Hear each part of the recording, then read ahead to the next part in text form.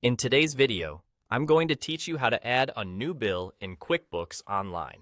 This process is straightforward, and whether you're a small business owner or simply managing your personal finances, QuickBooks Online provides a user-friendly interface to help you stay organized.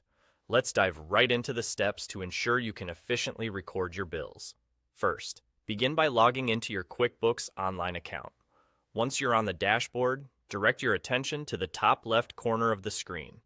Here, you should see a New button. Go ahead and click on this button. This action will present you with a drop-down menu containing various transaction options you can create in QuickBooks.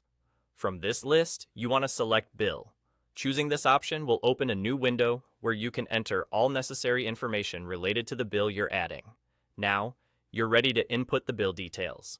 The first thing you'll need to do is identify the vendor, which is essentially the person or company you're paying. QuickBooks Online allows you to either select an existing vendor from your list or add a new one if this is the first time you're dealing with them. Next, proceed to fill in the vendor's mailing address. This is an important step as it ensures all documentation is accurately maintained within your records. Following this, enter the terms of the bill.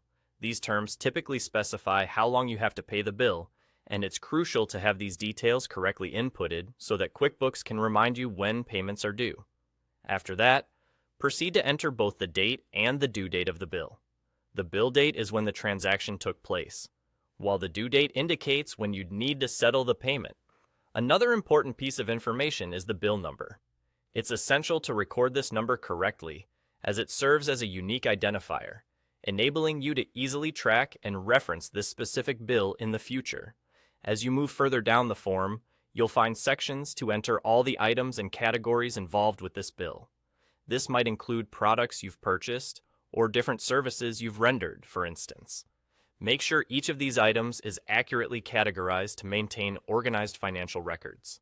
Once you've thoroughly reviewed all the details and ensured their accuracy, you're ready for the final step.